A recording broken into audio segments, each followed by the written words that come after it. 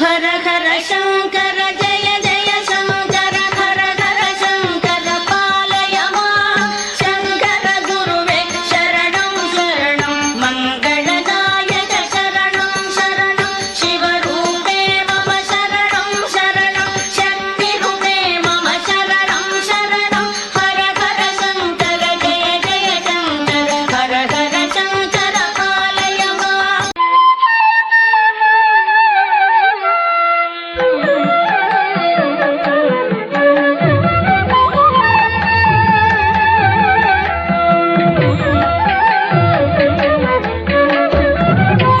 వ్యాసాయ విష్ణురూపాయ వ్యాసరూపాయ విష్ణవే నమో వై బ్రహ్మనిధయే వాసిష్ఠాయ నమో నమః. కూజంతం రామ రామీతి మధురం మధురాక్షరం ఆరుహ్య కవితాశాఖాం వందే వాల్మీకికోకిలం. శృతిస్మృతిపురాణానాం ఆలయం కరుణాలయం నమామి భగవత్పాదశంకరం లోకశంకరం. వాగర్ధావివ సంపృక్తౌ వాగర్ధప్రతిపత్తయే జగతః పితరౌ వందే పార్వతీ పరమేశ్వరౌ. సూక్తిం సమగ్రయతున స్వయమేవ లక్ష్మీ శ్రీరంగరాజమహిషీ మధురైః కటాక్షైః వైదగ్ధ్యవర్ణకుణకుంభనగౌరవైర్యాం కండూలకర్ణకుహరాः కవయోధయంతి.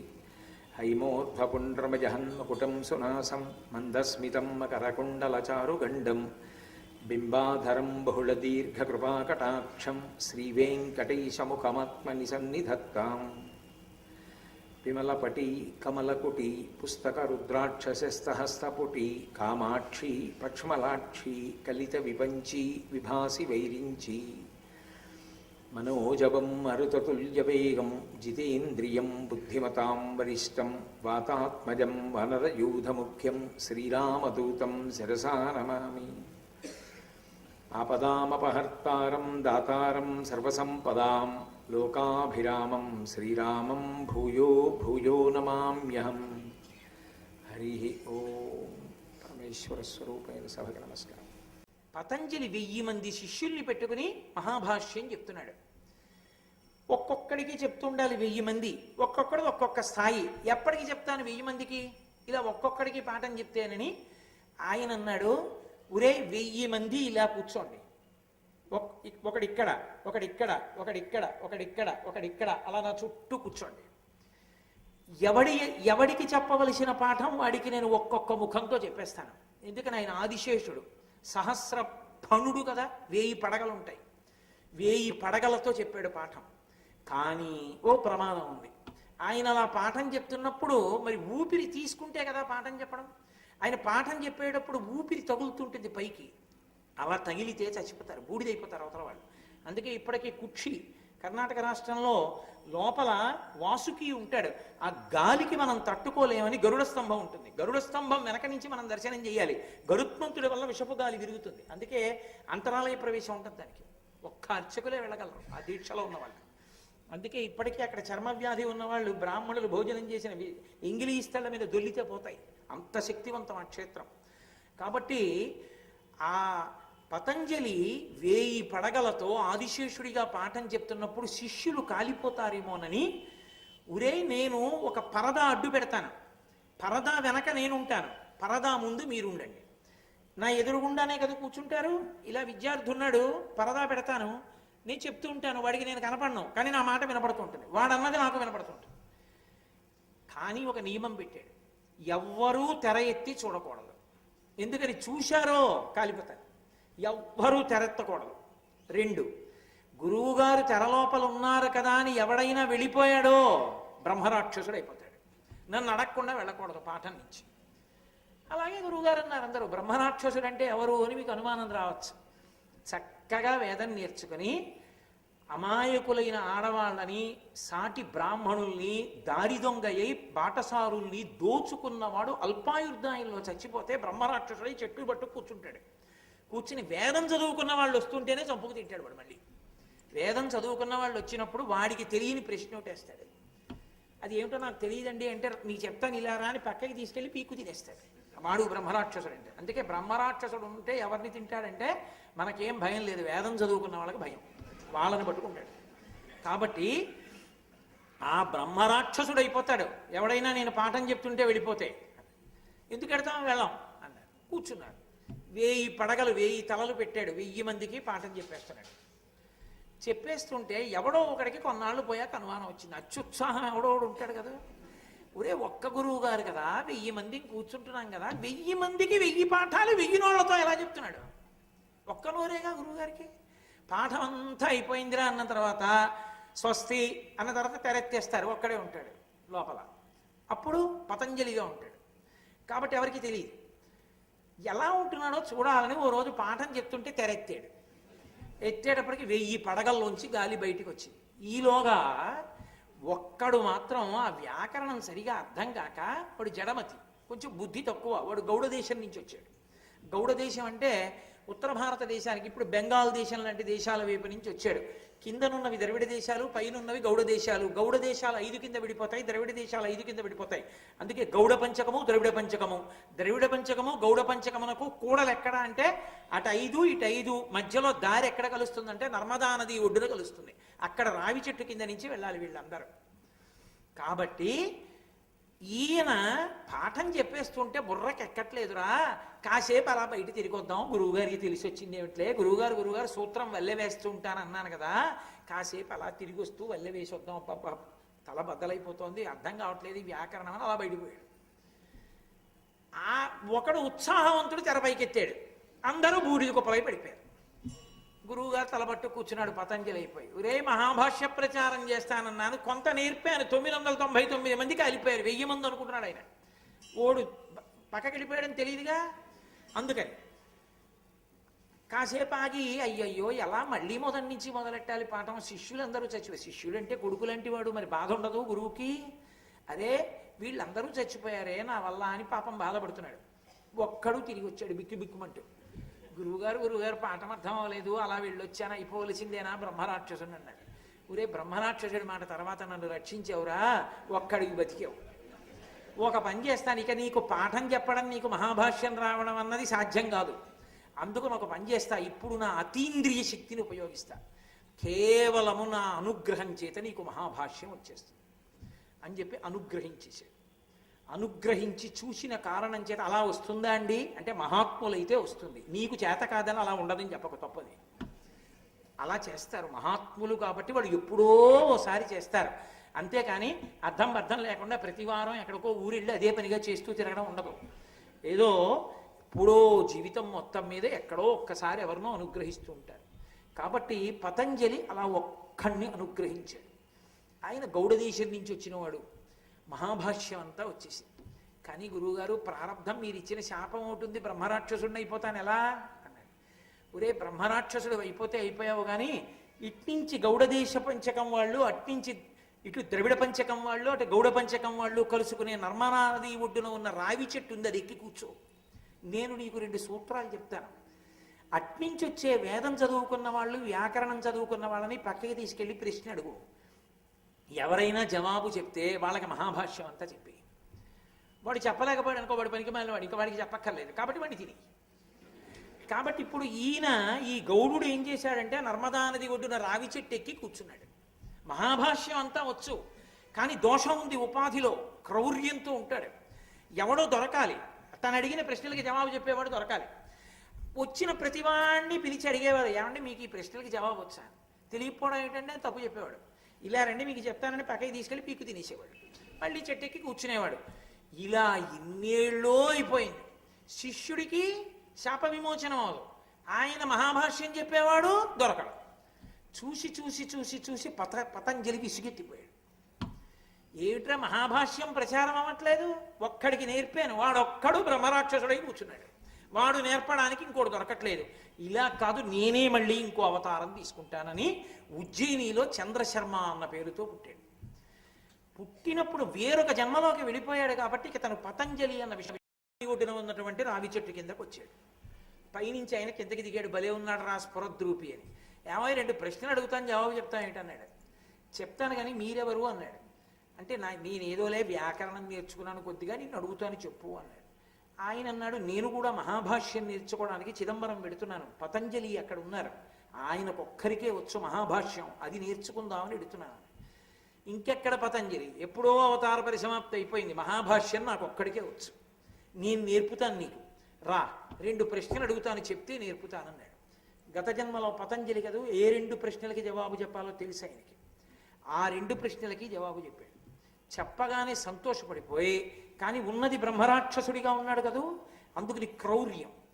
నేను నీకు మహాభాష్యం చెప్తా, నేను తప్ప చెప్పేవాడు ఇంకోళ్ళు లేడు, ఇంకో గురువుగారు ఉన్నారు చెప్తారనుకుంటున్నామేమో, ఇంకెక్కడ ఏ కాలేజీలోనూ చెప్పరు, ఇక్కడే చెప్తారు. కానీ ఒక నియమం, నేను మహాభాష్యం చెప్పాలంటే చెట్టు మీద కూర్చునే చెప్తాను. నువ్వు చెట్టు కింద కూర్చుని చెప్తే వింటానంటే నేను చెప్పను. నువ్వు చెట్టు మీదే కూర్చోవాలి. నేను మహాభాష్యం అంతా అయిపోయే వరకు ఆపను, చెప్పుకుంటూ వెళ్ళిపోతాను. ఎన్నాళ్ళు పడుతుందో నాకు తెలియదు. అది రాత్రవచ్చు పగలవచ్చు, నేను చెప్పేస్తూనే ఉంటాను. నువ్వు మధ్యలో ఆకలేస్తోందండి, మంచినీళ్ళు తాగుతానండి, కాసేపు పడుకుంటానంటే కుదరదు. అలా కూర్చుంటావా చెప్పు, నీకు నేర్పుతానన్నాడు. తప్పకుండా నేర్చుకుంటాను అన్నాడు. సరేనన్నారు. రావి చెట్టు మీదకి తీసుకెళ్ళి కూర్చోబెట్టుకున్నారు. ప్రారంభిస్తున్నాను మొదలుపెట్టన్నారు. ఎక్కడ రాస్తారు? ఓ దస్తా కాగితాలు ఎట్టుకెళ్ళారు. ఎన్ని పుస్తకాలు ఎట్టుకెళ్ళి పైన ఎట్టుకుంటాడు. పెట్టుకున్నాడు అనుకోండి, ఆ పుస్తకం తీసేదాకా ఈయన ఆగాలా? ఎలా ఆగుతాడు? ఆగడు. ఆ బ్రహ్మరాక్షసుడు చెప్పేస్తూ ఉంటాడు. అందుకని ఆయన ఏం చేశాడంటే, రావి చెట్టు మీద కూర్చున్నవాడు పద్మాసనం వేసుకుని ఓ ఎండు పుల్ల తీసి తొడని చీరుకుంటూ ఉండడం, ఆ పుల్ల ముక్కని రక్తంలో ముంచుకొని రావాకు మీద రాసుకుంటూ ఉండడం, పెట్టుకుంటూ ఉండడం, అక్కడే గుచ్చుకుని పెట్టుకుంటూ ఉండేవాడు. అలా 9 రాత్రులు 9 పగళ్ళు చెప్పాడు మహాభాష్యం. ఇంత ఓపిగ్గా 9 రాత్రులు 9 పగళ్ళు మహాభాష్యాన్ని వింటూ తొడలోని నెత్తురులో పుల్ల ముంచి రావాకుల మీద రాయగలిగిన వాడు ఉంటాడా? ఎలా వచ్చింది ఇంత ఓర్ప చంద్రశర్మకి? అంటే నేను మీతో చెప్పే కదూ, ఆ చంద్రశర్మ గత జన్మలో పతంజలి. పతంజలి ఎవరు? ఆదిశేషుడు. మీరు మర్చిపోకూడదు సుమా ఇవన్నీ. మళ్ళీ నేను అంతా అయిపోయిన తర్వాత ఎవరన్నా పిలిచి మళ్ళీ ఇదంతా చెప్పమంటాను. కాబట్టి ఇప్పుడు ఆయన పతంజలి ఆదిశేషుడు. కాబట్టి ఆదిశేషుడు ఎవరు? ఇది సదాశివ బ్రహ్మేంద్ర స్వామి వారు గురురత్నమాలికా స్తోత్రంలో చేసిన స్తోత్రం. ఆయన సామాన్యుడు కాడు. హరితల్ప హరనూపుర. ఆయన హరికి తల్పం, శ్రీ మహావిష్ణువుకి తల్పంలా ఉంటాడు. ఎప్పుడు పడుకుని పాలసముద్రంలో పడుకుని ఉంటాడు. అంతటి విష్ణువుని పోస్తూ ఉండాలి. అఖిల ప్రపంచ గురుభర నిర్వాహకుడొకట చేసి నిరిజనుదేరం కర్వుని వేగు సహింపక నుర్వీస్తలి కుంగె మృగ్య నురగేంద్రుండు అంటారు పోతన గారు భాగవతంలో. విష్ణువు అడుగు తీసి అడుగేస్తే భూమి కుంగుతూ ఉంటుంది, అంత బరువు. అంతటి విష్ణువుని వహించాలి అంటే అంత ఓర్పు ఉండాలి. కాబట్టి ఆదిశేషుడు హరితల్ప, హరి పాదనూపుర. ఆ పతంజలే కదూ పరమశివుడు చిదంబరంలో తాండవం చేస్తుంటే పాదానికి నూపురంగా చుట్టుకున్నాడు. పాముకి గట్టిగా చుట్టి పట్టుకోగలిగిన లక్షణం ఉండదు. ఆ పాదంతో ఆయన తాండవం చేస్తున్నప్పుడు ఎగిరిగిరి ఆడుతుంటాడు. కొంచెం తల కిందకెళ్ళింది అనుకోండి తొక్కేస్తాడు. ఎంత జాగ్రత్తగా పట్టుకుని ఉండాలి పాదాన్ని, అంత ఓర్పుగా పట్టుకున్నాడు శివతాండవానికి. ఆయనే సౌమిత్రి. ఒకానొక జన్మలో లక్ష్మణస్వామి, శేషుడేగా లక్ష్మణస్వామిగా వచ్చాడు. రామచంద్రమూర్తిని 14 సంవత్సరాల అరణ్యవాసంలో దశరథ మహారాజు గారు లక్ష్మణుడిని అరణ్యవాసం చెయ్యమని అడగకపోయినా అన్న మీద వదిన మీద ఉన్న ప్రేమతో అరణ్యవాసం చేసి మేఘనాథుణ్ణి ఓడించి రామచంద్రమూర్తికి పట్టం కట్టి యవరాజ్య పట్టాభిషేకం కూడా స్వీకరించకుండా రాముని సేవకన్న నా జీవితంలో ఇంకొకటి లేదని సేవించి తరించిన మహాపురుషుడు లక్ష్మణస్వామి. అంత ఓర్పున్నవాడు. వేరొక జన్మలో బలరాముడు. బలము మిగులగలగ బలభద్రుడని లోక రమణుడగుట చేసి రాముడనియు సతికి పుట్టె గర్భ సంకర్షణంబున సంకర్షణుండనిడి ఘనుడు సుతుడు. ఆయన విశేషమైనటువంటి బలం ఎంత ఉన్నవాడో బలరాముడిగా కృష్ణుడితో తమ్ముడి ఆగడాలు ఓర్చడంలో అంత ఓర్పు. నేను మీకు చెప్పానుగా కృష్ణకర్ణామృతంలో వెళ్ళి దొంగతనం చేస్తుంటే వెన్న ఎవరు నువ్వు అని అడిగింది గోపకాంత. అని అడిగితే ఆయన నేను కృష్ణుండని చెప్పలేదు, బలానుజహ నేను బలరాముడి తమ్ముడిని చెప్పాడు. మధ్యలో ఆయన ఊసెందుకు? అంత అల్లరి తమ్ముడిని భరించాడు. కృష్ణావతారంలో కృష్ణుడు ధర్మ సంస్థాపన కోసం చేసిన ప్రయత్నాలన్నిటిలో అండగా నిలబడ్డాడు. కాబట్టి అంత ఓర్పు కలిగిన వాడు కాబట్టి, బలరాముడిగా ఉన్నవాడు కాబట్టి మహానుభావుడు. క్షమాధర, భూమి అపారమైన ఓర్పు. మనం చూడండి, ఏ పని చెయ్యాలన్నా భూమి ముందు. మనం చేసే అపచారం, నిద్రలేస్తే భూమి మీద కాలెడతాం, మూత్ర విసర్జన చేస్తే అమ్మ ముఖం మీద, మల విసర్జన చేస్తే భూమాత అమ్మ ముఖం మీద, ఆఖరికి నడిస్తే పాదతాడనం. ఇవి చాలవన్నట్టు నెత్తురు కక్కినట్టు తాంబూలం వేసుకుని ఉమ్మేస్తే అమ్మ ముఖం మీద. మనం అన్నం తినాలని భూమిని దున్నితే నాగేటి చాలుతో అమ్మ గుండెల మీద రాపాడిస్తాం. ఇల్లు కట్టుకోవాలంటే గుణపం పెట్టి అమ్మ గుండెల మీద కన్నం పెట్టి శంకుస్థాపన చేస్తాం. ఆఖరికి చచ్చిపోతే ఇంతమంది వదిలేస్తారు, ఆ అమ్మే కడుపులో పెట్టుకుంటుంది. అందుకే ఆమె ఓర్పునకు మారుపేరు. అందుకే వాల్మీకి మహర్షి రామాయణం చేస్తూ క్షితిక్షమా పుష్కర సన్నిభాక్షి యారక్షిత రఘవ లక్ష్మణాభ్యాం సారాక్షసీభి వికృతేక్షణాభి సంరక్షిత సంప్రతి వృక్షమూలే అంటారు. అంతటి ఓర్పు భూదేవికి. అంత ఓర్పున్న భూదేవి ఇలా కదలకూడదు. ఇలా కొద్దిగా కదిలిందనుకోండి, ఇంట్లో వాళ్ళందరూ వీధుల్లోకి వెళ్ళిపోయి నించుంటారు కాదు. మిగిలిన వాళ్ళందరం కదులుతూనే ఉండొచ్చు. 5 నిమిషాలు కూర్చోండిరా అంటే కూర్చోం. ఆవిడ మాత్రం క్షణం కదలకూడదు. క్షణం కదలకుండా పట్టుకునేవాడు ఉండాలా? ఆయనే ఆదిశేషుడు. ఎంత ఓర్పు మహానుభావుడికి. నెత్తి మీద బరువెట్టి కదలకుండా ఉంటుంటే ఎవడు ఉండగలడు? ఎప్పుడో అప్పుడు తట్ట ఇలా అంటాడు. ఆయన భూమిని ఇలా అన్నాడు అనుకోండి, అయిపోయింది మన పని. అలా అనకుండా మోస్తున్నాడు. అందుకని క్షమాధర, భూమినంతటినీ భరించేటటువంటి మహా ఓర్పు ఉన్నటువంటి పెద్ద మనిషి ఆదిశేషుడు. ఇంత గొప్పవాడు కాబట్టే, ఇంత ఓర్పున్నవాడు కాబట్టే మహానుభావుడు మళ్ళీ చంద్రశర్మ అన్న పేరుతో గోవింద భగవత్పాదులుగా వచ్చినప్పుడు, ఆ విద్యార్థిగా వచ్చినప్పుడు ఆ చెట్టు మీద కూర్చుని అంత జాగ్రత్తగా బ్రహ్మరాక్షసుడు చెప్తున్నప్పుడు అన్నీ రాసుకున్నాడు. అంత వ్యాకరణం మహాభాష్యం అంతా రాసేసుకున్న తర్వాత మహాభాష్యం చెప్పేశాడు. బ్రహ్మరాక్షసుడు తనం పోతుంది కదా, ఇంకా శాప విమోచనం అయిపోయింది. మహాభాష్యం శిష్యుడికి చెప్పేశాడు చంద్రశర్మకి, శాప విమోచనం అయిపోయింది గౌడుడికి. దిక్కుమాలిన బ్రహ్మరాక్షసిత్వంతో ఎంతమంది వేద పండితుల్ని తినేశాన్రా. ఎన్నాళ్ళు మహాభాష్యం చెప్పేయడానికి మనిషి దొరక్క ఏడిచాను. చిచ్చి ఎందుకు వచ్చిన జన్మని వైరాగ్యం వచ్చి, ఎవరు నాకు బ్రహ్మజ్ఞానం వెంటనే వచ్చేట్టు చెప్పగలిగిన వాడిని పరితపిస్తూ హిమాలయ పర్వతాల మీద ఉన్న శుకబ్రహ్మ దగ్గరికి వెళ్ళి ఆయన కాళ్ళు పట్టుకుంటే ఆయన తత్వోపదేశం చేసి సన్యాసనామమిచ్చి గౌడుడు కనుక గౌడపాదాచార్య అని పేరు పెట్టారు. ఎక్కడది గౌడపాదాచార్య? ఎక్కడ వదిలిపెట్టాను ఇందాక నేను? నారాయణం పద్మభువం వశిష్టం శక్తించ తత్పుత్ర పరాశరంచ వ్యాసం శుకం. అక్కడ వరకు తండ్రి కొడుకులు వచ్చి తర్వాత సన్యాసి వచ్చాడని చెప్పాను. సన్యాసి ఎక్కడి నుంచి వచ్చారు అంటే సర్వసంగ పరిత్యాగం చేసి మహాభాష్యం చంద్రశర్మకి నేర్పినటువంటి మహానుభావుడైనటువంటి గౌడుడు సన్యసించి వెళ్ళి శుకబ్రహ్మ దగ్గర అద్వైత జ్ఞానాన్ని పొంది ఆ హిమాలయ పర్వతాల మీదే ఉండిపోయారు. కాబట్టి గౌడపాదం మహాంతం, ఆయన శిష్యుడు గోవింద యోగీంద్రుడైనటువంటి గోవిందుడు. ఆయనే గోవింద భగవత్పాద. గౌడపాదుల వరకు గౌడ భగవత్పాద అన్న మాట లేదు. గోవిందుల దగ్గర నుంచి గోవింద భగవత్పాద, శంకర భగవత్పాద, ఆ తర్వాత మళ్ళీ లేదు. పద్మ భగవత్పాద, సురేశ్వర భగవత్పాద అలాంటి పేర్లు లేవు. ఇంకా శంకరుల వరకే శంకర భగవత్పాద.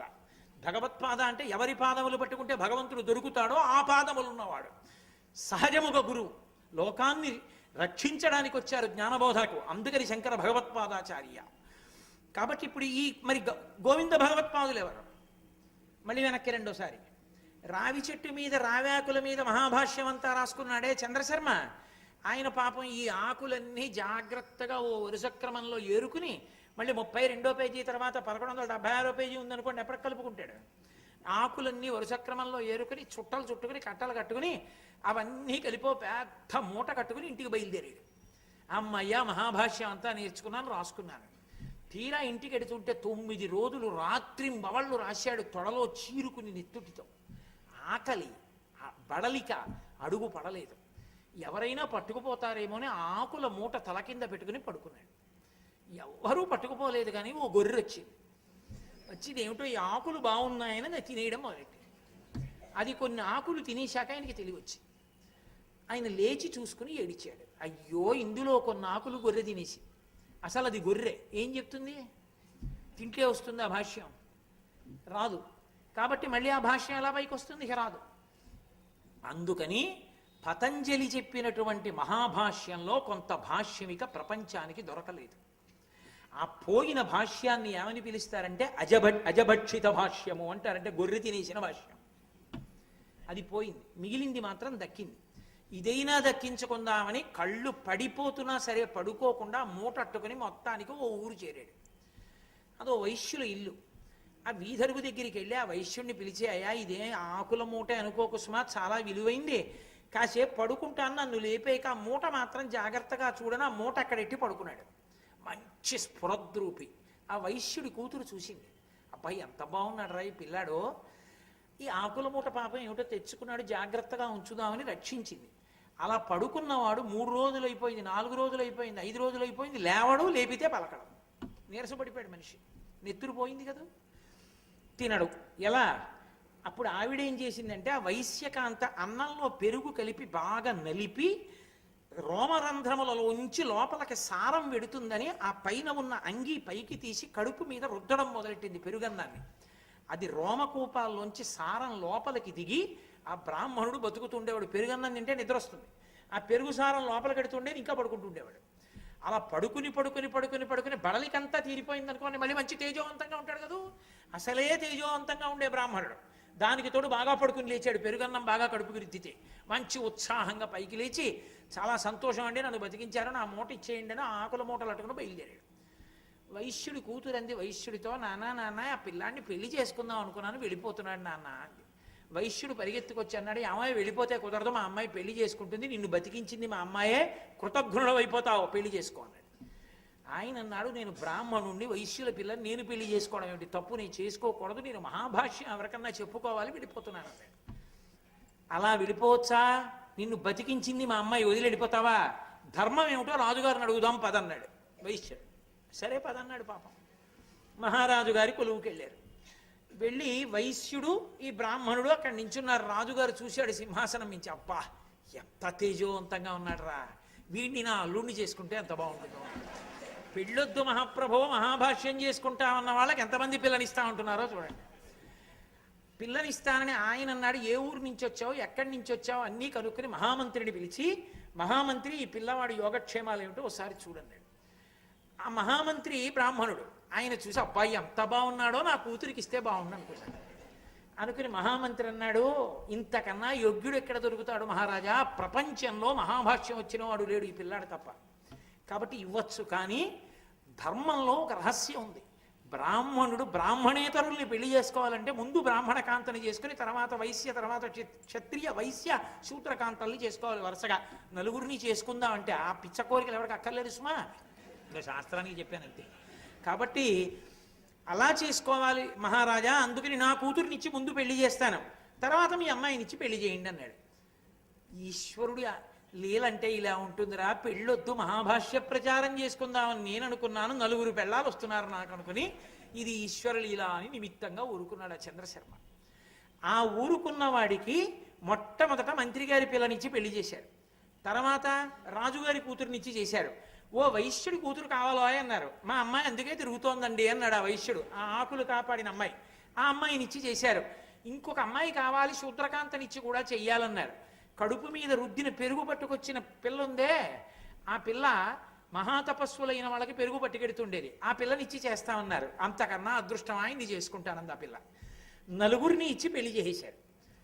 ఆయన అన్నాడు, మీరు ఇచ్చారు నేను చేసుకుంటాను, ఎలాగో నన్ను వదలరు, చేసేసుకుంటాను, కానీ ఒక్కటే మాట, 9 కొడుకులు పుట్టాక నేను ఈ ఆశ్రమాన్ని వదిలేస్తాను, అలాగే కొడుకులు పుట్టాక నువ్వు వదిలిపెట్టి సన్యాసం తీసుకోమన్నారు.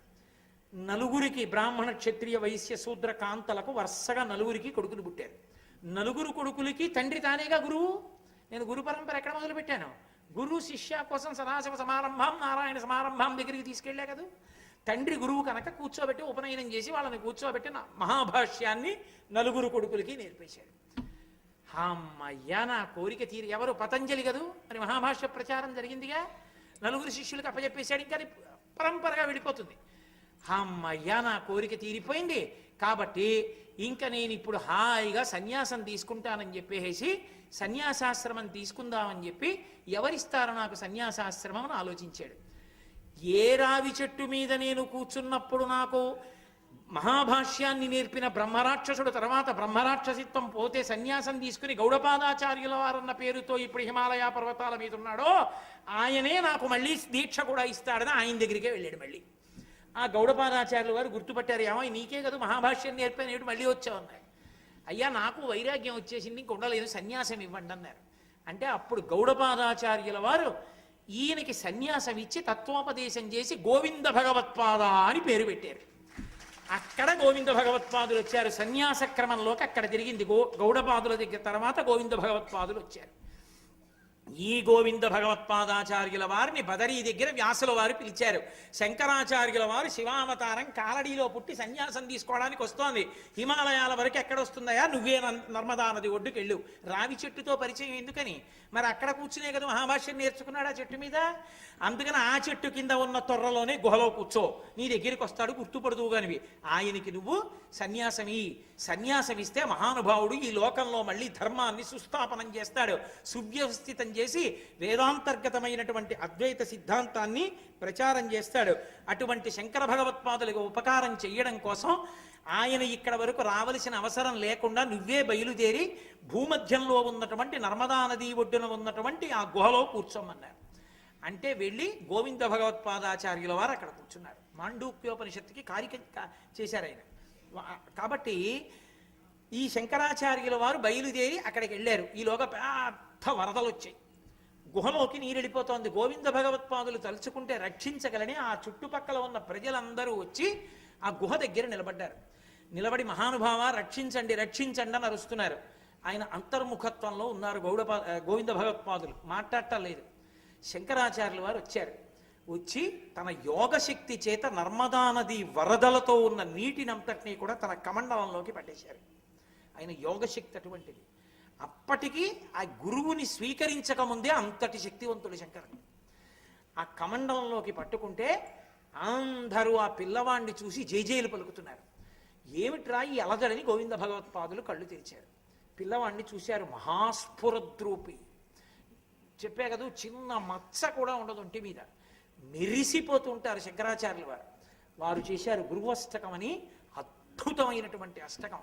అసలు శంకరాచార్యుల వారి గురుభక్తి అని నేను మాట్లాడితే ఎన్ని రోజులు చెప్పవలసి ఉంటుందో అటువంటి మాటలు మాట్లాడారు శంకరాచార్యుల వారి గురువుల గురించి. వారి వినయం అటువంటిది. వారే సాక్షాత్తు శంకరుడైన గురువు పేరు చెప్తే పడిపోయారంతే నేల మీద. దక్షిణామూర్తి అష్టకం చేసి ఒకేసారి దర్శనమిచ్చారు వ్యాసాచార్యుల వారు, గౌడపాదాచార్యుల వారు, గోవింద భగవత్పాదాచార్యుల వారు. ముగ్గురు ఒక్కసారి హిమాలయాల మీద దర్శనమిచ్చారు శంకరాచార్యుల వారికి. ముగ్గురి కాళ్ళ మీద పడి దక్షిణామూర్తి స్తోత్రం చేశారు. అంతటి శంకరు, అది ఆయన గురుభక్తి అంటే. అంతటి మహానుభావుడు. శంకరుల పాదాలు పట్టుకుంటే వినయం గురుభక్తి అబ్బుతాయి. అటువంటి శంకరాచార్యుల వారు గోవింద భగవత్పాదుల దగ్గర నించున్నారు. కస్త్వం, ఎవరు నువ్వు అని అడిగారు. ఎవరో తెలుసుకోవాలిగా, శివుడెవరో. అప్పుడు చెప్పారు, నేనెవరినో కాదయా, శివోహం శివోహం, నేనే శివుణ్ణి అంటూ స్తోత్రం చేశారు. నేను ఇంద్రియాలు కాదు, మనస్సు కాదు, బుద్ధి కాదు.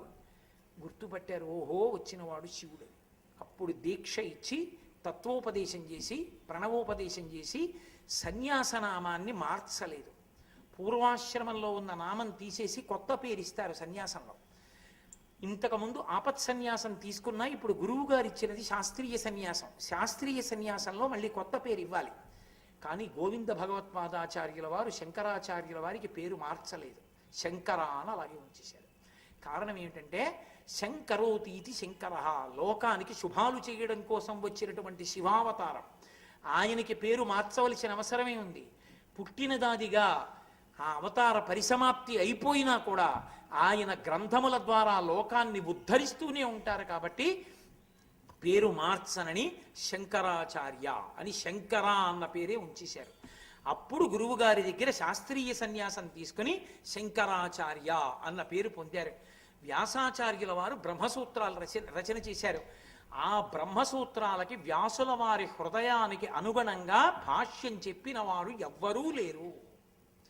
ఎవ్వరూ చెప్పకపోతే వ్యాసాచార్యుల వారు అప్పుడు చెప్పారు, శివుడు వచ్చాడు శంకరులుగా, ఒక్క శంకరాచార్యుల వారే చెయ్యగలరు దానికి భాష్యం. అందుకే ఓ గోవింద భగవత్పాద, నీ దగ్గరికి వచ్చి శిష్యరికం తీసుకున్నప్పుడు బ్రహ్మసూత్రాలకి భాష్యం చెయ్యమని చెప్పు అన్నారు.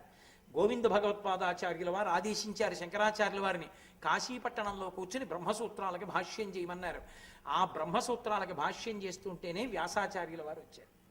వచ్చి వృద్ధ బ్రాహ్మణ రూపంలో వచ్చి వాదన చేస్తున్నారు. ఇద్దరు వాదన చేస్తుంటే రోజులు గడిచిపోతున్నాయి. పద్మపాదాచార్యుల వారు కనిపెట్టారు, వచ్చిన వారు వ్యాసుడు, ఇటు శంకరుడు, అటు ఉన్నవాడు విష్ణువు, ఇటు పక్క శివుడు, వీళ్ళిద్దరూ వాదించుకుంటే మాకేం తెలుస్తుందని, మహానుభావ మీ వాదన చాలించండి అని ప్రార్థన చేస్తే అప్పుడు వ్యాసుడు దర్శనమిచ్చారు. ఇచ్చి గోవింద భగవత్పాదుల ఆజ్ఞ మేరకు 8-16 ఏళ్ళు ఉండడానికి ఒప్పుకున్నారు భాష్య రచన కొరకు.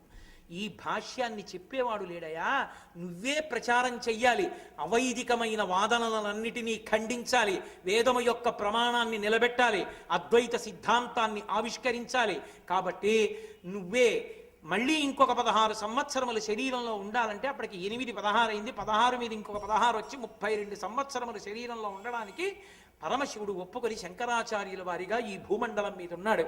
ఆ కాశీపట్టణంలోనే మనీషా పంచకం చేశారు, భజగోవింద స్తోత్రం చెప్పారు, శంకర విజయాలు అని ఒక్కొక్క ఘట్టం చెప్పుకుంటూ వెడితే నిజంగా ఎన్నాళ్ళు పడుతుంది, కొన్ని నెలలు పడుతుంది. అంతటి మహానుభావుడు శంకరులు. కాబట్టి ఇవాళ నేను మీకు విశేషమైనటువంటి తిథి, చాలా గొప్ప తిథి. ఇవాళ అక్షయ తృతీయ. ఇవాళ ఒక్కరోజు అటువంటి మహాపురుషుల యొక్క పేర్లన్నీ విన్నంత మాత్రం చేత అక్షయంగా అటువంటి మహాపురుషులు గురువుల యొక్క పేర్లు విని స్మరించిన పుణ్యం కలుగుతుంది. కాబట్టి ఇవాళ నేను గురు పరంపర గురించి మాట్లాడతాను అని మీతో చెప్పాను. చాలా సంతోషం.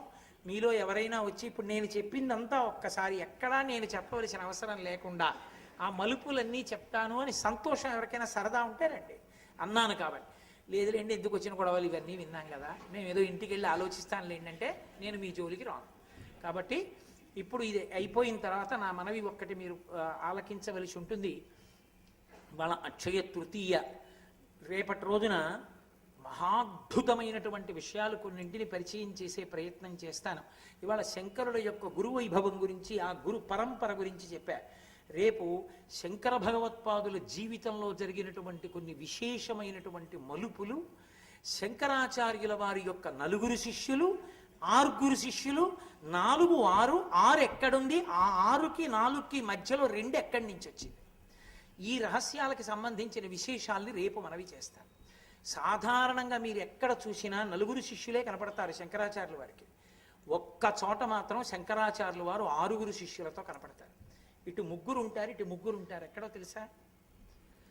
కాంచీపురంలో కామకోటి మఠంలో కామకోటి పీఠాధిపతులు చంద్రమౌళీశ్వరలింగానికి అభిషేకం చేసే ప్రాంగణం వెనక గోడ మీద శంకరాచార్యుల వారికి ఇటు 3 అటు 3 ఉంటారు శిష్యులు. 4 కదా ఉండవలసింది, 6 ఎందుకున్నారు? ఈ 4 కాక 6 ఉంటే ఆ 2 ఎవరు? ఆ 2 ఎక్కడి నుంచి వచ్చారు? వాళ్ళిద్దరూ ఏం చేశారు? అసలు ఎందుకని ఆ భేదం వచ్చింది? ఇందులో ఉన్న రహస్యాలు ఏమిటి? శంకరుల శిష్యులు 6000 మంది వెంట తిరుగుతున్నా 4 ఎందుకు చెప్తారు? ఎక్కడ అన్ని మలుపులు తిరిగింది శంకరాచార్యుల వారి యొక్క వైభవం అన్న విశేషాల గురించి రేపటి రోజున మనవి చేస్తాను. మంగళాశాసనపరై పదాచార్య పురోగమై సర్వైశ్చ పూర్వైరాచార్యై సత్కృతాయాస్తు మంగళం. మంగళం కోసలేంద్రాయ మహనీయ గుణాత్మనే చక్రవర్తి తనూజాయ సర్వభౌమాయ మంగళం. ఉమాకాంతాయ కాంతాయ కామితార్థప్రదాయినే శ్రీగిరీశాయ దేవాయ మలినాథాయ మంగళం. సర్వం శ్రీ ఉమామహేశ్వర పరబ్రహ్మార్పణమస్తు.